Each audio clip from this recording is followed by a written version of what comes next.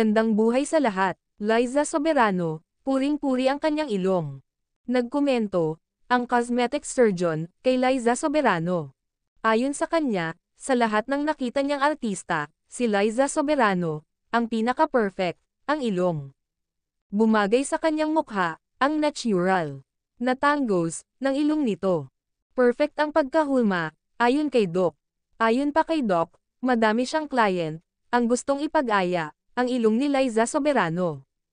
Pero honestly speaking, saad ng doktor, mahirap gayahin, kay Liza Soberano, dahil ito ay tunay.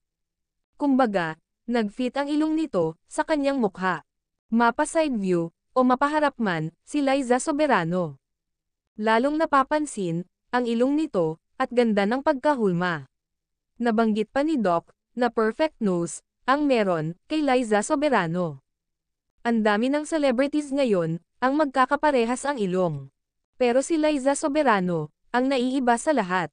Madami ding matangos ang ilong, sa mga celebrities, na diretokada.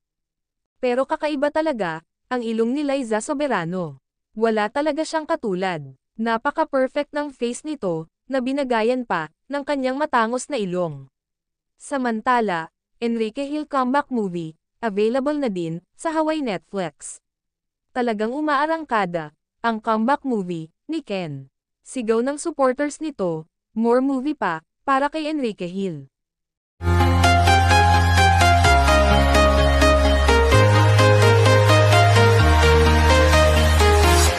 I'm walking alone, the streets are empty. The only thing I can see is my own silhouette.